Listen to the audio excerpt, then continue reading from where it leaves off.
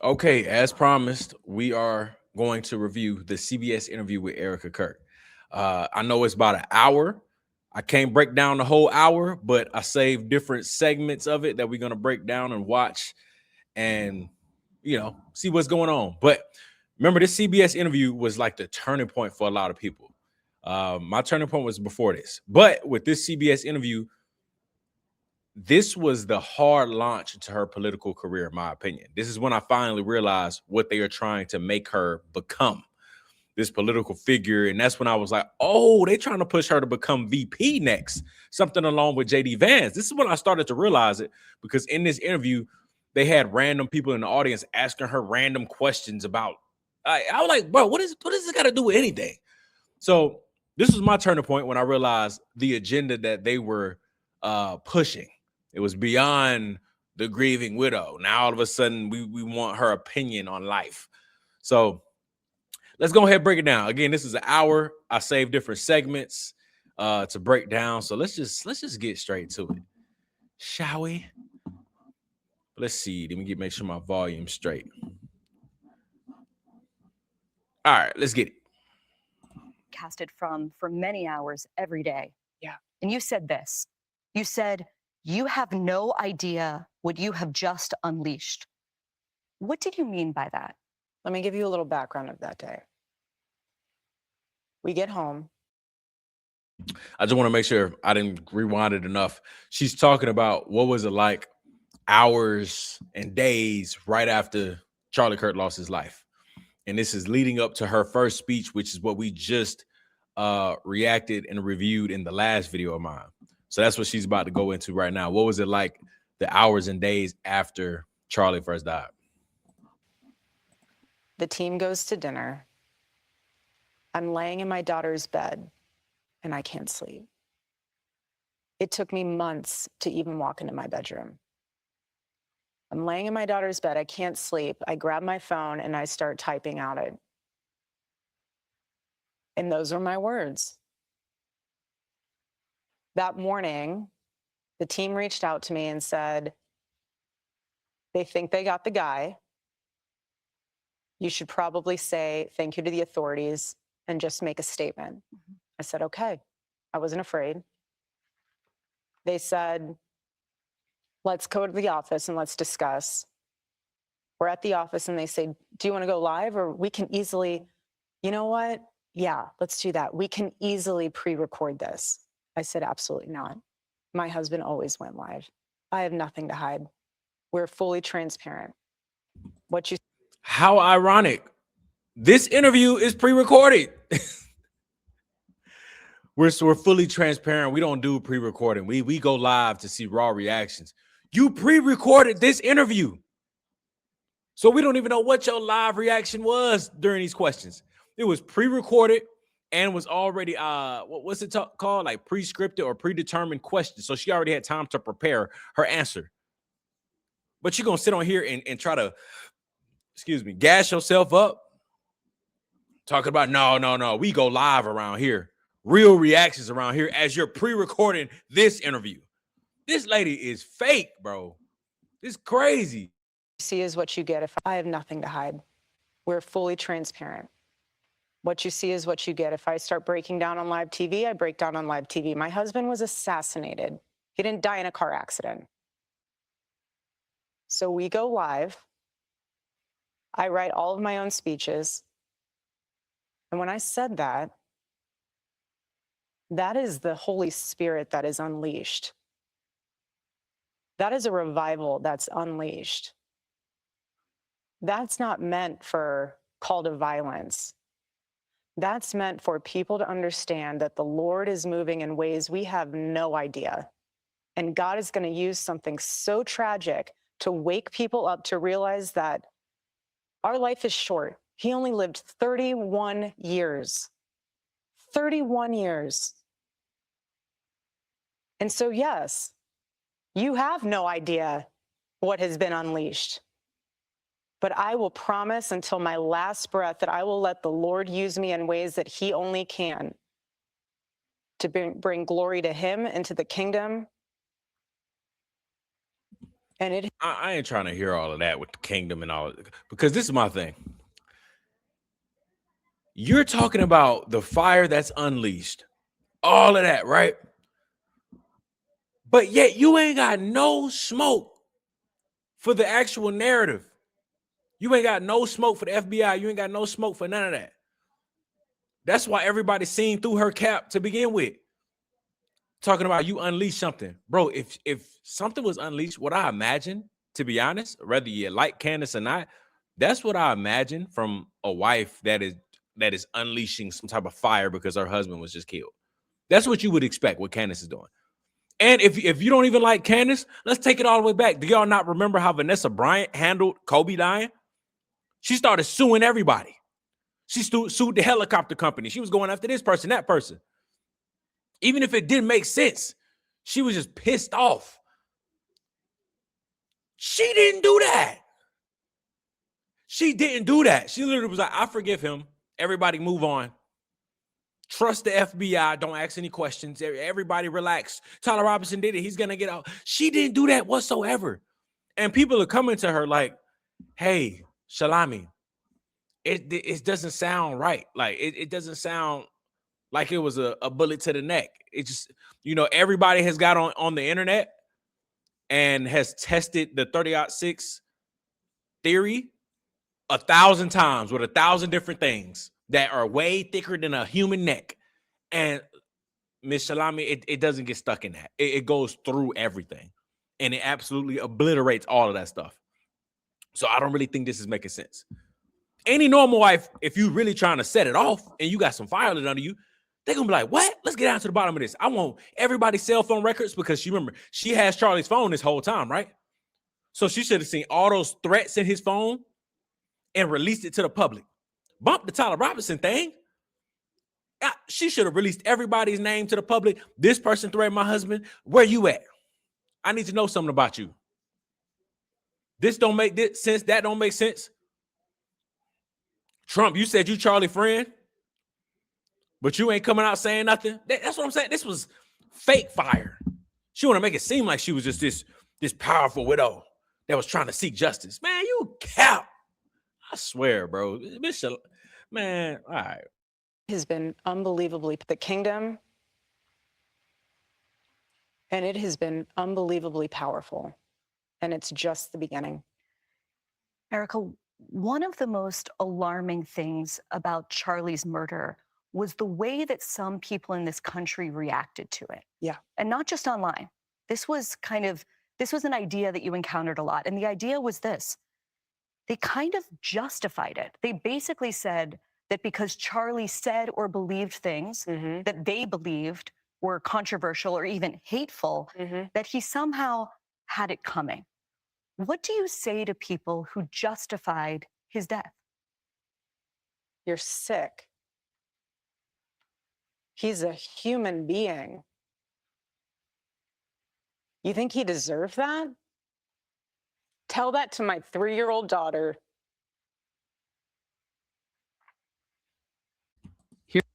Oh, not the ad. As soon as I hit pause again, y'all know me. I'm broke. I can't get YouTube Premium right now. I'm sorry. Anyways, why don't I ask her the same questions? Why don't I say that? Because now with the information that we know, Erika, how could you? He's a human. You're sick. What about your daughter? I could ask you the same thing. And you know what's crazy about it all?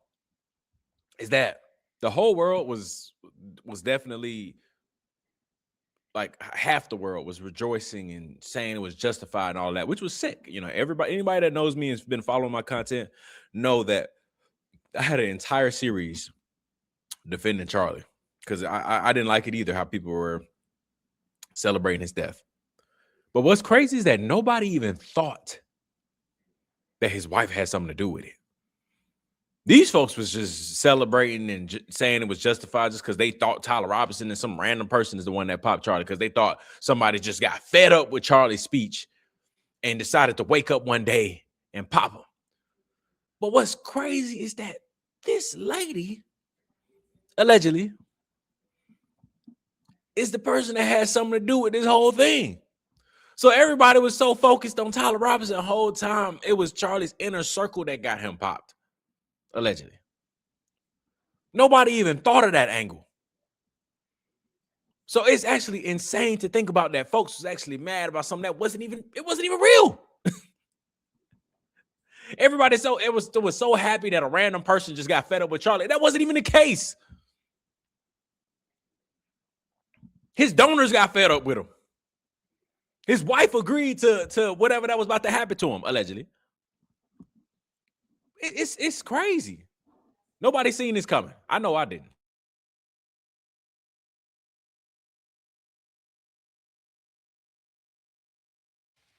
You want to watch in high res the video of my husband being murdered and laugh and say he deserves it? There's something very sick in your soul, and I pray that God saves you. I pray, because that is what is so wrong. The internet in this world has dehumanized us. My husband did something very simple. He talked to people.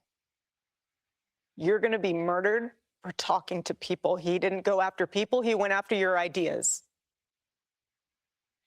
And if you think it's okay to murder someone because you think they had it coming for them, because they took the time to have people come to the front of the line if they didn't agree with you, and you think it's okay because you don't like what they say or how they say it, that they should be murdered, and you're enjoying it and you're rejoicing in that,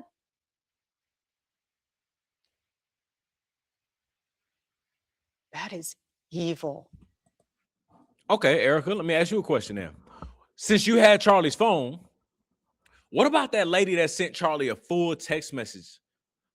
This whole paragraph on how God was going to take his hand off of him because he didn't come forward and defend Israel when Tucker Carlson spoke on the stage. Charlie didn't even say nothing. This is Tucker Carlson just saying, hey, I disagree with how Israel is handling things. And she sent Charlie this whole paragraph because Charlie didn't go on stage and condemn Tucker. And she sent Charlie this whole paragraph saying, God is going to take his hand off you and you got something coming for you. His own donors. How do you feel about that then? If you're so sick because all he did was just talk. All he invited people to come to the front if you disagree with him. Well, you have his cell phone and you have the proof that several of his donors didn't like the way he spoke on certain things, talking about, all he did was just talk. Yeah, you're right. All he did was just talk and his donors got him killed, allegedly. So how do you feel about that? We seen the text messages. We already saw all the text messages. They're threatening Charlie. Charlie was stressed. He has podcasts still up saying he won't take it anymore. He's tired of being called names. These people told Charlie that this lady told Charlie, I forgot what her name is. This lady told Charlie in the text message, essentially, you gonna die. God gonna take his hand off you. What else that mean? And she ain't got no smoke for her. She ain't say, hey, all these people come to the front right now. Y'all said all this stuff about Charlie. I'm not really thinking Tyler Robinson was at night thinking, tomorrow I'm going to drive hours away to go get Charlie Kirk because he's been pissing me off. I think more of those people in those text messages had something to do with what happened. But Erika ain't got no smoke for them.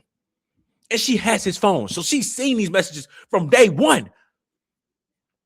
And people are like, why do y'all think Erika Kirk is involved? That's why. Because she has had his phone this whole time. And these text messages that are being released, she already had them or saw them. And she has done nothing about it. That one donor literally said, I thought you was going to be special, something like that. And she said, God is going to take his hand off you. And you got something coming for you. Huh? Evil. Excuse me. We're gonna go into next. This was a weird one for me. So the guy that asked Charlie Kirk his last question before Charlie Kirk lost his life, they decided to bring him to the stage and ask Erika a question. Is that not weird? The person that asked Charlie his last question, let's remake that whole scene, and now the wife gets to get that question, and she gets to actually get her answer off because Charlie actually died. Erika's going to be able to respond to Hunter Kozak. This was the weirdest thing ever. And the fact that Erika knew this was coming, because this was pre-recorded. So the fact that she knew this was coming. Grip. Oh my God. Stability. The fact that she knew this was coming and didn't push back on this at all, like, that's weird. I don't want to talk to the last person that asked Charlie a question. She had no problem with it. Let's see what Hunter Kozak had to say. Named Hunter Kozak. He was asking Charlie a question that day when he was shot, and he's here tonight, and he wants to ask you a question. Hi there.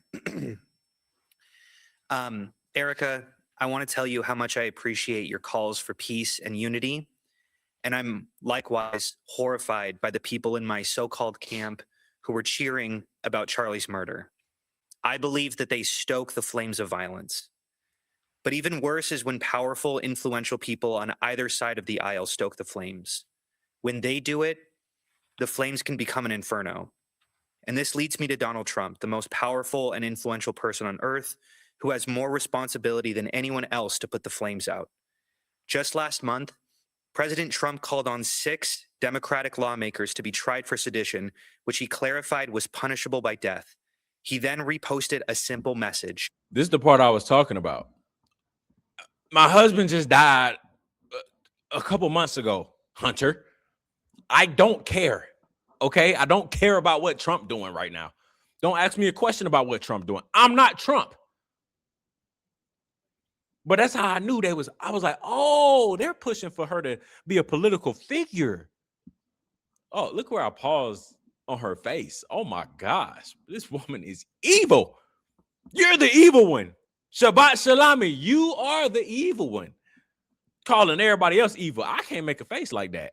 I can't look evil like that. I can try as much as I want. It won't look like that. She ain't even trying. That's her resting face. But this is what I'm talking about. This is just weird. Like, I would have been sitting here like, I don't want to really talk to you, Hunter, about this right now. I'm sorry. This is irrelevant to the situation, to the scenario. Read the room. I also don't want you asking me a question when my husband you were the last person to ask my husband a question. So I don't want to talk to you either, because like, what is this? Do I need to look around? Am I next? Is somebody's gonna, like, what? That's crazy. Hang them. I think that you've been making strides to bring peace to our country, and that turning point has been asking Democrats to decry the individuals who cheer for violence. I have and will continue to decry them. But any good faith effort to stop political violence must hold both parties to the same standard and expectation. So in that spirit, will you condemn the violent rhetoric of Donald Trump, the most powerful and influential person on earth? I appreciate your question. You know my heart. Why would I ever say, yes, go murder people? This is so much deeper than just one. I understand your sentiment. I do. But this is also so much deeper than just one person. This starts at the home, okay? This starts with family. This starts with a seed that grows. Listen, I don't know where she's getting at, but she ain't answering the question. Do you condemn Donald Trump for his political, I don't know, violence, condoning it? That's the only question. Do you condemn Donald Trump condoning political violence? Yes or no? But this is when you started to realize who she sided with. Her political campaign is what's going on right now. She's not about to condemn Donald Trump. I can go ahead and tell you that right now. She's about to beat around the bush, do word salad just like Kamala Harris. Donald Trump is her boy. She's part of the Republican Party. She's going to be running for that ticket in 2028 with JD Vance. Hopefully, everything that Candace is about to expose is going to stop all that. But she ain't answering the question right now. And grows. You can choose to have evil in your heart, or you can choose to have light. What you consume and what you absorb from the outside world will manifest itself. No, I will never agree with political violence. My husband is a victim of it. I'm a victim of it. But what I'm trying to say here is that we can blame. What you mean you're a victim of political violence? A victim by what? Association? You're not a political figure to be a victim of political violence. But maybe she's saying she's guilty by association. And her husband is a political figure, so that's what she means. I don't know. But again, just condemn Donald Trump. That's all Hunter Kozak is saying. But she won't do that. Everyone else. We have to look in the mirror when you become a father, when you become a mother. How are you raising your kids? Are you taking responsibility, or are you giving them a device and saying, go down that rabbit hole? I'm trying to go to Pilates class. You can just sit in the corner and look at your iPad or look at your phone and go down that. Girl, stop. I'm not.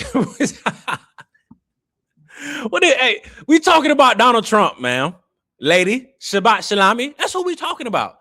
Donald Trump, the highest of the highest figure that's in power of this country. Do you condemn that condoning political violence? She's trying to relate this all the way down to Tyler Robinson and saying parents have failed. Teach your kids more. Yeah, parents can always do better. The question is about Donald Trump. This lady, man. But again, that was just a weird thing for me because, again, it's Hunter Kozak asking her a question. Why? Who set that up? Who said, let's reach out to the last person that asked Mr. Kirk a question and let's have him ask Mrs. Kirk a question? That's weird. And she knew it was coming. All of this is pre-recorded. All of these questions are predetermined. Everything that's going on is pre-recorded. She was able to film, refilm, do it again, all that. So, like, none of this is authentic to what in the beginning she's talking about. I like live stuff to make it raw and authentic. This is not that. But I thought that was the weirdest thing that they could have did. But it gets, to be honest, even crazier. Because this next question might blow your mind. And it is, let's see. Whoa. What's that? I just built a Another ad. My apologies.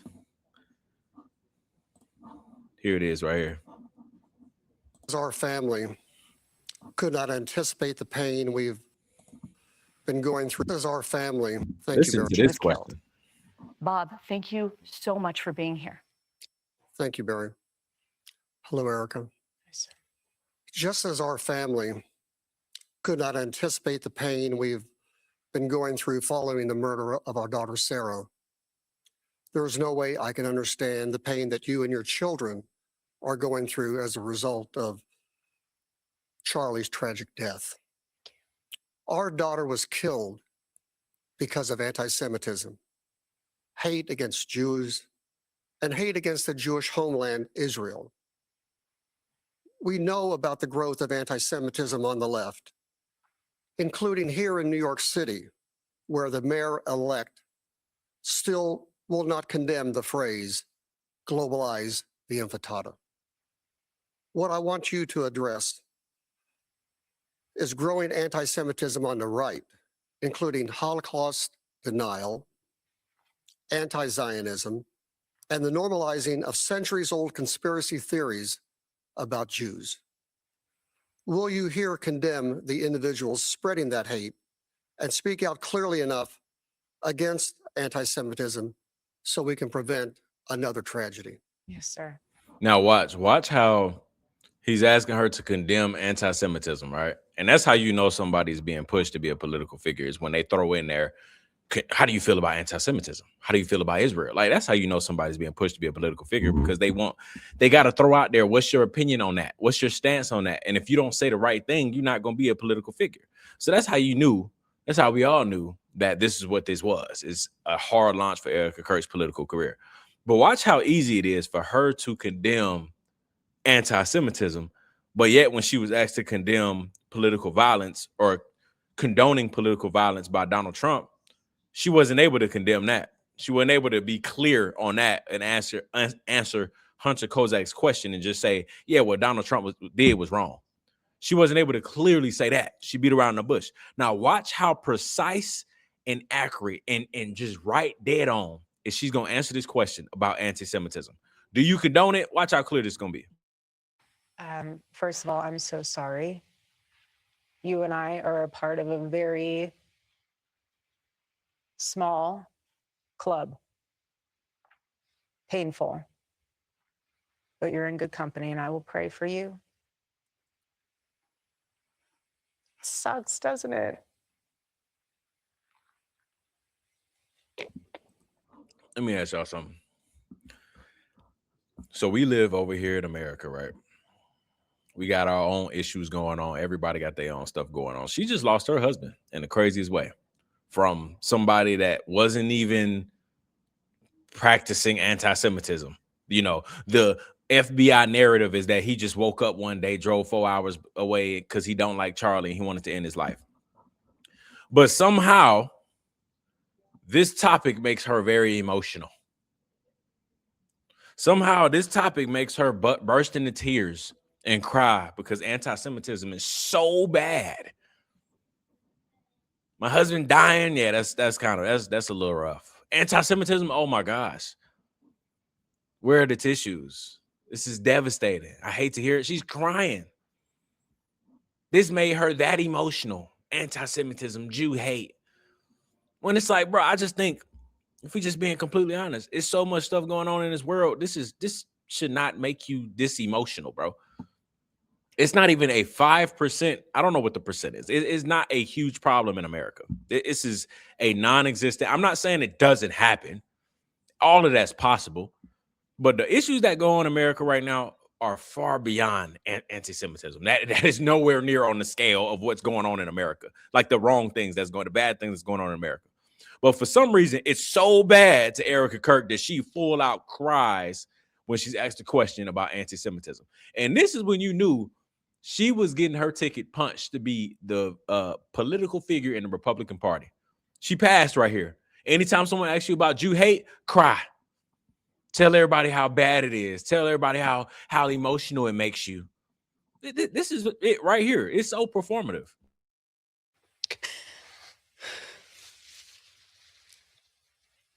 Hate is hate. It's evil. Charlie and I have always been very clear on our stance. Israel and Jewish people. It's awful. Hate is bad for anybody. But would that make her cry like that? If they were like, remember last year when Biden was in office, they was pushing for the Asian hate. They even signed a whole bill for it. Stop Asian hate. So if she was asked that same question, how do you feel about Asian hate? You think she'd cry like that? Awful. Anti-Semitism is what healing factor comes out of hating Jewish people? What healing factor comes out of hating Christians? What healing factor comes out? Hate in general. Nothing. Nothing. Charlie always would say very clearly, Jew hate was brain rot. He would always say it. We've been to Israel twice together. And to be able to walk in the place where our Lord walked. Let's not forget. I'm not gonna get into that because I already don't believe anything she says when it comes to Christianity and all that stuff. But let's not forget that there are text messages. There are plenty of evidence out there that Charlie was extremely stressed out from his Jewish donors nights leading up to his death. He has a full text message we talked about earlier with that lady sending a whole paragraph saying, you didn't condemn Tucker for talking about Israel. So you know what? God is going to take his hand off of you and something going to happen to you. That was one of his Jewish affiliates with Turning Point. He has a text message that went out saying, I'm done with these Jewish donors. I won't be bullied anymore. That's all out there for us to read. And she has it too, because she's been bragging about how she's had his phone this whole time. So I'm not saying to get that information and out of that to start hating Jews, right? That's not at all what I'm saying. I'm not saying that that's what she should get up here and say.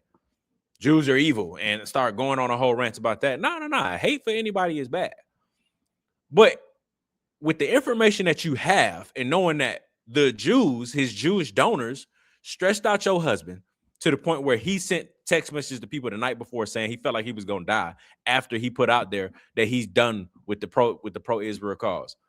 Knowing that you have that information, the last thing that I would think a wife would do or a widow would do is to come on here and boo-hoo cry because people don't like Jews.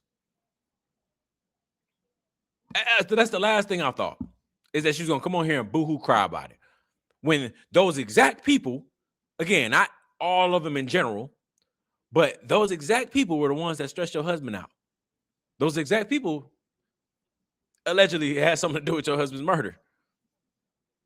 But those are the same people that you're going to bust down and cry about. Then let's not forget, they're also the same people that she, after Charlie died, she took money from them. And now they're $1 billion organization, allegedly, but it's out there to protect myself.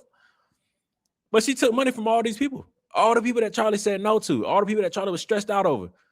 She took money from all of them. All of them spoke at AmFest. And now she's crying over them. It's just strange things to think about from a wife that knows and has seen the text messages that Charlie was stressed over these people to the point where he told people that he felt like he was going to die. And here she is crying about it. And see the Bible come to life in Technicolor. Now, there's also a part where she gets to talk about Tyler Robinson. And that was an interesting thing she mentioned as well. Let's see, 28:18.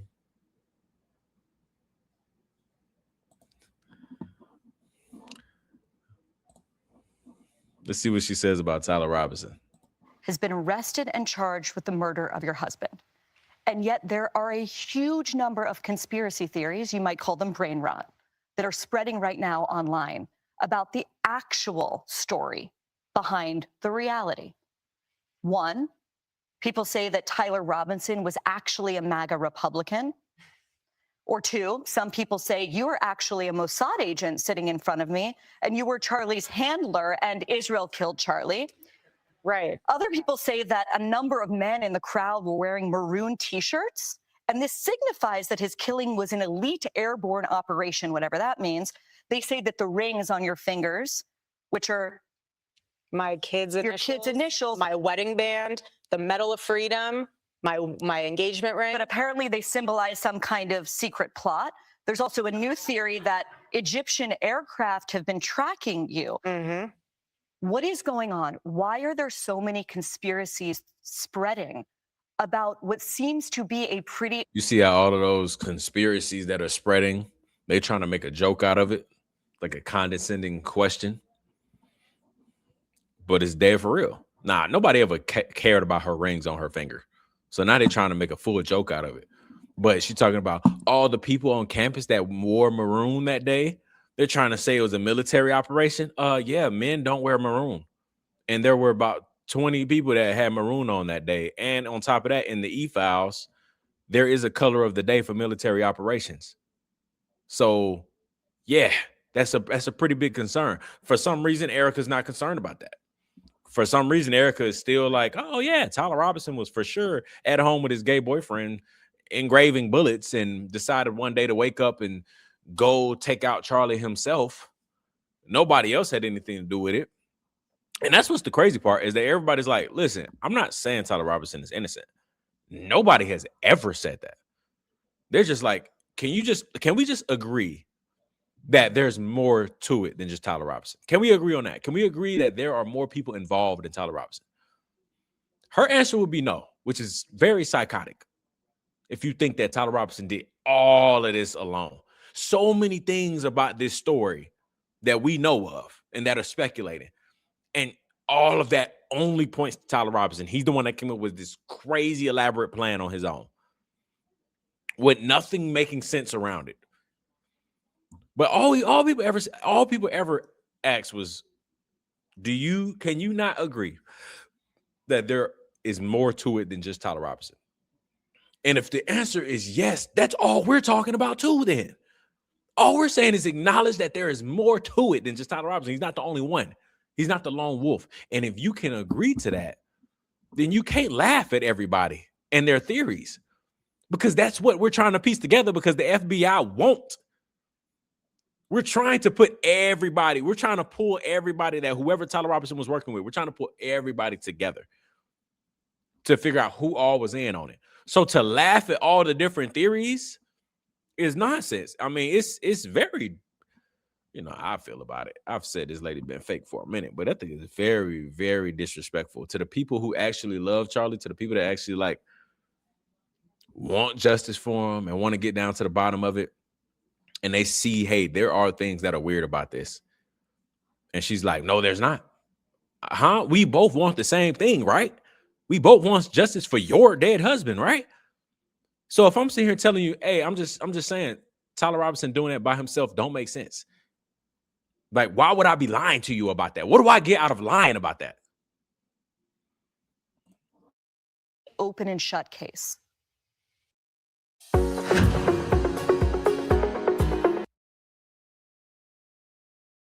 I know. I ain't got the ad-free YouTube. I know. I apologize. Let me get it back up.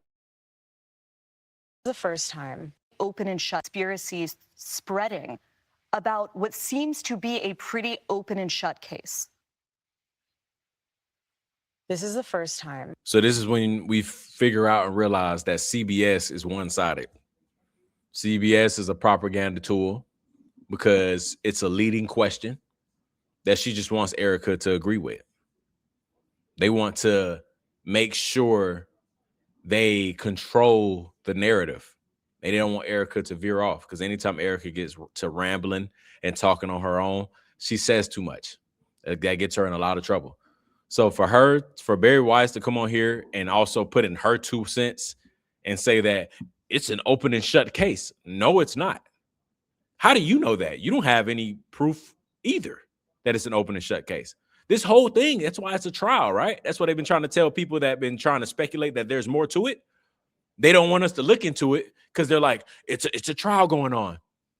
Don't comment too much on it. It's a trial going on. We don't want to taint the jury. We don't want to do this. We don't do that. It's a trial going on. But they only say that to the people that think that there's more to the story.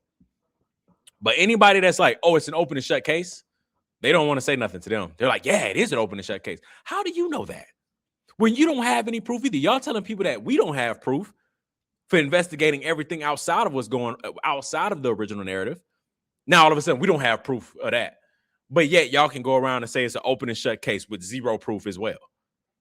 But this is when you could tell that CBS was one-sided as well. And whether I'm not saying they in on the cover up and all that stuff, but they for sure don't want the question to get out of hand and Erika to say too much. That we have seen evil on display this is the first time that we have seen evil on display where we have social media at our fingertips. Something so evil that happened, people are wanting answers immediately. They are wanting to figure out how to wrap their mind around this.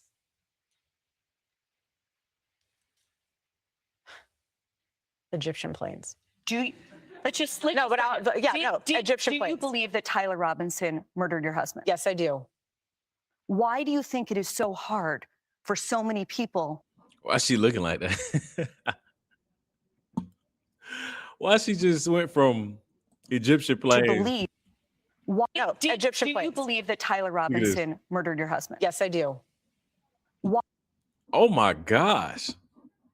She's like, do not get off the script. Don't ask me a single, don't ask me another question.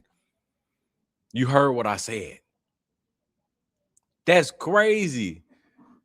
Why do you think it is so hard for so many people to believe that reality? Because it's too simple. Let me help with that. Why is it so hard for people to not believe the reality that Tyler Robinson killed her husband? That's because, just off the top of my mind, I'm sure I'm missing a lot of details because there's so much on the internet that I guess she's refusing to look at. That also Tyler Robinson's lawyers are refusing to reach out to people because this would fully acquit him of pulling the trigger. Not that he's innocent completely, but this would acquit him from actually pulling the trigger, at least that charge. But let's see, why do we not think that it's Tyler Robinson? That's because when this all first went down, they said that a rifle was found and that the bullet was a 30-06. So then the entire internet, because it's 2026, 2025 at the time, the entire internet said, oh, especially all the hunters, they immediately said, no. A 30-06 doesn't get stuck in somebody's neck. That doesn't happen. No. I shoot guns for a living. That doesn't happen. So then the entire internet decided to take it there, and everybody went outside and started shooting 30-06s. And nobody could find a single video and provide evidence that a 30-06 can get stuck in something. Everything that it touched, it obliterated. So then you had all the hunters. Now, these are people that they don't really care about the ins and outs, right? They don't really care about Tyler Robinson. Some of them don't even know who Charlie Kirk is. They just saying, hey, I'm committed to guns. And I'm telling you, you're lying. So that's when the people that, I ain't gonna say the normal people, that's when the people that cared about the situation and knew who Charlie was and that was invested into this, that's when everybody started coming together. The hunters started coming together with the people that cared about what was going on, the people in this situation. And then they started saying, wow, so the hunters then came out and said that 30-06s can't get stuck in somebody's neck. So what are you talking about? That's impossible for Charlie Kirk to be shot by 30-06. And then that's when all of a sudden Andrew Kovac came out and said, oh, the surgeon said Charlie had a neck of steel. But now it's came out that Erika Kirk was the one that made that up. And Andrew Kovac never said that. My fault. The surgeon never said that. Andrew Kovac was on the phone with Erika Kirk and the surgeon. It was on three-way. And the surgeon never said that. Erika Kirk made up that narrative that Charlie Kirk, that the surgeon said Charlie Kirk had a neck of steel. So that was another thing. Because we already said the surgeon didn't say that. He would have violated HIPAA laws. But they went with that for months. Then I think the surgeon's family or somebody came out and said, the surgeon never said that. And then Erika Kirk blamed Andrew Kovac and said, Andrew Kovac went rogue. He's crazy. But then it came out that Erika Kirk was actually on three-way, and she was the one that made up that narrative. Then the FBI, we found out that the bomb dogs couldn't even find the rifle. They couldn't even find a rifle at the scene. Bomb dogs. Dogs that have a way better sense of smell than humans. That's their job. They couldn't find the rifle. But then when the FBI pulls up, all of a sudden humans can say, oh, there it is right there. Over the same spots that the dogs just went over. Now all of a sudden, there's the gun right there. The fired gun that the bomb dogs would have smelled from a mile away. The humans were able to arrive to the scene, FBI particularly, and humans were able to say, oh, there it is. There's the rifle. That doesn't make any sense. There's no video evidence of Tyler Robinson with a rifle in his jeans. That doesn't make any sense.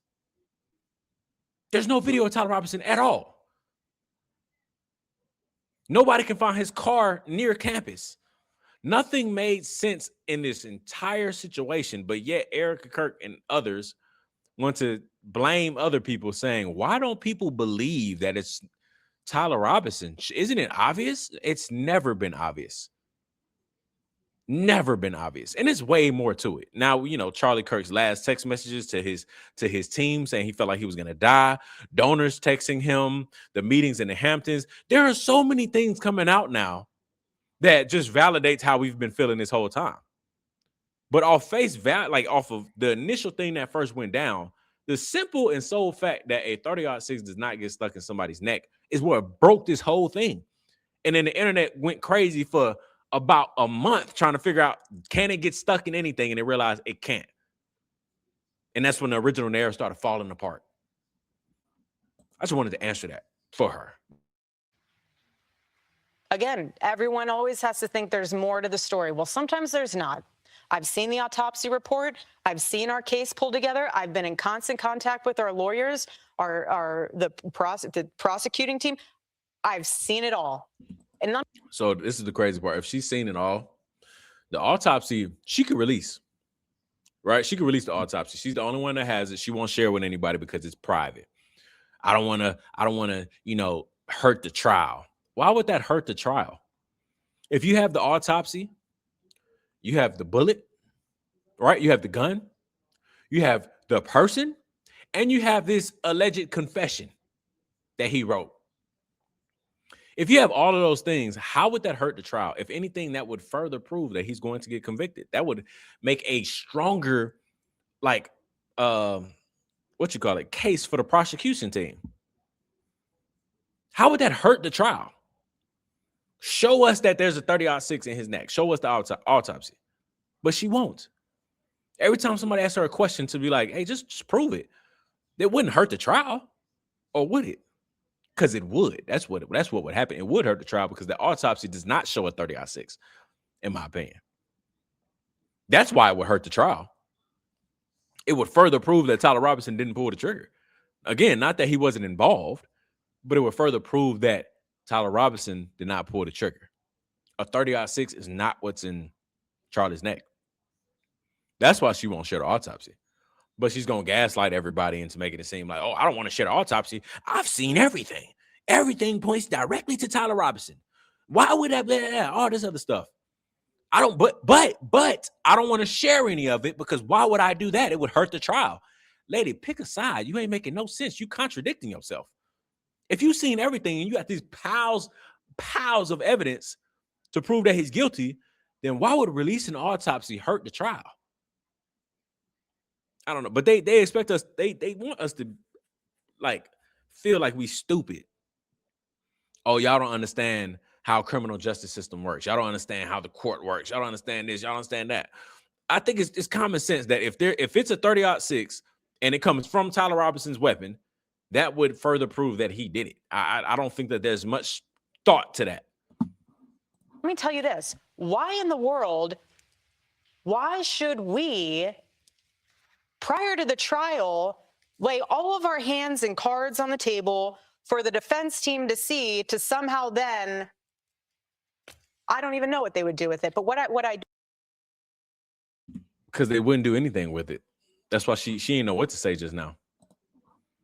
If we laid all of our cards on the table and let the defense team see that, if you laid out that here's the autopsy for the public, hey, everybody, look at the autopsy. 30-06 was found in Charlie's neck. What would the defense team say if you have the gun, the autopsy, the confession that's now ripped up all of a sudden, but the FBI saw it before it was ripped up? If you have the gun, the confession, the autopsy, what is the defense team going to say about that? Unless the autopsy proves that there is a gray area. There's something that's off. There's something that's missing. But with the original narrative, that doesn't make any, I don't even want to keep hitting on it. She's just contradicting herself. will say, and I want to get on the Egyptian plane thing, take a flight on that for a second. What I will say is what I'm worried about, and I'm fascinated, just from a legal standpoint, to see how the United Healthcare trial pans out. And I say that because Luigi oxygen and breath out of my social media will impact.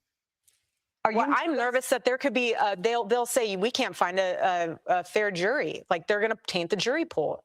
And Conspiracies have gone. Yes. That's how mainstream they become. Okay. Egyptian planes. You We'll want to talk attack that about one? Egyptian planes? Okay. I was pregnant for 90% of those trips. Mind you, I've never, all those places they said I've traveled, I've never been. I mean, I've been, but I'm not within those dates that they've. But you even said you need to address No, but this is, these things? yeah, but I do on that one, only because from a humor standpoint, I intentionally, when I was pregnant, hid. Not because I was embarrassed, not because I didn't want anyone. Yes, we did keep it very private, but it's because it was a moment very sacred. I was growing a human inside of me, my baby. The world that Charlie and I live in is very toxic at times. Yeah. And when you are growing a beautiful child. This is the emotional manipulation. And nobody's talking about any of this. We know that it's a human inside of you. We already know the process of pregnancy. The question is just the Egyptian planes. Were they following you? Were they tracking you for the last 5 years or however long the timeline was? Are you aware of them? That's it. But she starts with the emotional manipulation to make it seem like, don't question me. I was pregnant. I had a human growing inside of me. How could you dare? Like, how dare you question a pregnant woman, a pregnant lady? Like, just answer the question, lady. And I don't want to be around it. I want to enjoy eating my In-N-Out burger and my hot fudge sundae. That's what I want to do. I'm pregnant and I have 9 months to own it. You really think I'm going to be on an Egyptian plane while I am wanting to be with my In-N-Out burger and my chocolate milkshake? No, I'm not. So if you want to go through my flight log, go right ahead. It's very boring. You say I was here on this date. I have a photo in my phone to prove that I actually was in the hospital because I was having contractions. So nobody accused her of being on the plane, but this is when she snitched on herself. She does it quite often. Nobody ever, not once, accused her of being on the plane. Everybody always said, hey, Egyptian planes have been following you for quite some time. Kind of strange, right? I think any normal reaction from a normal human being that is extremely innocent, because this woman is clearly not, I think any normal reaction, somebody would say, Egyptian planes? I've never heard of that before. Like, that's kind of scary. I've been followed. Like, I had no idea. Or let's just say she knew, like, or heard about it or found out. She would have been like, oh my God, yeah, I did find out about those Egyptian planes. Like Egyptian planes from like another country following me around. That's crazy. That's bizarre. It's kind of scary to think about. Like, I had no idea, but this is what the situation was. It was kind of scary. It was kind of creepy. She doesn't even acknowledge the fact that it's crazy that Egyptian planes was following her, because that was the accusation. Egyptian planes have been tracking Erika Kirk for a while, and it's already been confirmed by several people. She doesn't even acknowledge that's crazy and weird. She goes straight to, I wasn't on the plane. Why would I be on the plane? I was pregnant. I wanted my In-N-Out burger. Nobody was accusing her of being on the plane, but she snitched on herself when everybody seen the reaction to this, because she wasn't shocked about the planes at all. She knew of them. She knows exactly what it is. That's why she said, I wasn't on the plane. She knows exactly what Egyptian planes are.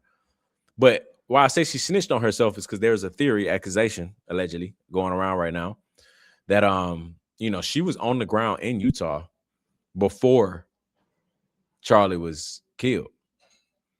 And right now, allegedly, the timeline of it is that she could have been on the plane. That's why I say the irony of her snitching on herself. She could have been on the plane. It was on the tarmac. We've already seen it from a satellite image on Baron Coleman's podcast. There was an Egyptian plane on the runway in Utah right before Charlie Kirk was killed. And the hatch was down to the ladder, and the blinds were down. The shades were down on the plane and the windows. And a lot of times that lets people know there is somebody on the plane, you know what I mean? Private person, whatever his situation is. So the irony of the fact that she very well could have been on an Egyptian plane on the ground, but in Utah. One, if she was in Utah, this is going to be crazy already, right? Because she claimed that she was at home. But if she's proven to be in Utah, which is, I think I talked about it in one of my last videos, so I can't hit on everything again right now. But if she was in Utah and then she was on that Egyptian plane, she snitched on herself because nobody asked her about if she was on the plane. They just said, what about the Egyptian planes that were allegedly following you around and tracking you? She didn't say nothing about that. She said, I wasn't on them. What? Now I believe that you was on them somewhere. So it's interesting how that played out. Now, I think the last thing I want to get to, because I can't hit on everything. Again, I'm 55 minutes in right now, so I didn't even expect to go this long on this video. But I'm going to go to one of the last things with this interview that was very interesting to me is that they had like a panel and people were coming up asking her questions. And this is when I knew they were not, this whole entire interview, they were pretty much hard launching her political career. And this is when you were able to tell that this is what this was, because they were getting people to go up there and ask her random questions about life and all this stuff. And it's like, bro, nobody has ever cared about what this woman thought on anything. Now, all of a sudden, you got people going up there asking her questions about life stuff. But this was the most interesting question to me. There's quite a few, but I can't pull up all of them. Scribe makes step-by-step guides. Another ad.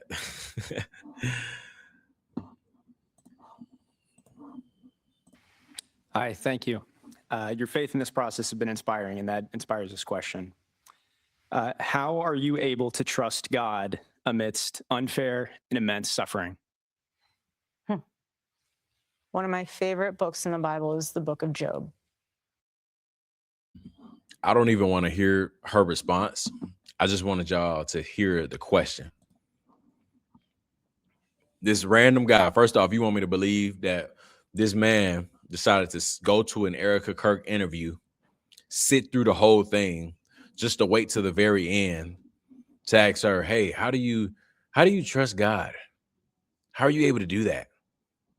You want me to believe a grown man sat through that entire interview, an hour-plus interview, and waited to the very end to ask that lady that? Again, we already know that this interview was pre-recorded, right? These questions were predetermined, scripted. And you got this grown man going up there asking Erika Kirk, how do you trust God more? Come on, bro. This is when I knew something was off. Then somebody else got up there, a girl got up there and asked, how do you balance between being a boss babe and a career girly and all of that? And I'm like, why are nobody knew who this lady was for real until Charlie died. Now, all of a sudden, people are asking her different questions about life. This is crazy. But this is when you started to realize what was going on. This grown man talking about how are you able to trust God? They're making it seem like she's just this pedestal of a Christian. That's what they want to make it seem like. And it's just, yeah, it's a tough watch. I would advise anybody, if they want to get through this interview, it's going to be tough. It's going to be tough. But at the end, they have a different panel questions and like that. But yeah, so I mean, again, interview is like an hour. Definitely can't hit on everything, but this was one of the turning points of showing that it was more than just talking about her husband dying. It all of a sudden turned into this political launch into her political career and figure and stuff like that. But it's sick. It's sick. I mean, especially with the information that we know now and knowing that, you know, she should be questioned by the authorities on her role and her whereabouts and all of that stuff. It's looking very crazy. And if all of this comes out that she actually had something to do with it, everybody's going to look back at all of these interviews and feel so played for the people that still didn't believe it and still was like, no, she's a great person. She had nothing to do with it. Everybody's going to go back and look and see all of these interviews and be sick to their stomach on how this person got up here and was just portraying as somebody that she's not. But we're going to see. You know, for the ones that don't know, Candace, I think, dropped the trailer to the series on Erika Kirk talking about The Bride of Charlie. It starts on Wednesday. I think it's Wednesday to Friday, and it's supposed to be like a full series / documentary on Erika Kirk's life and more information on her whereabouts, details on Erika that she hasn't released yet. It's gonna get crazy. So make sure you get ready for that. But make sure you like the video, subscribe to the channel, leave a comment down below on what y'all think is going on, what's going to happen, what y'all thought about this interview, and any other things. And I'll see y'all on the next one.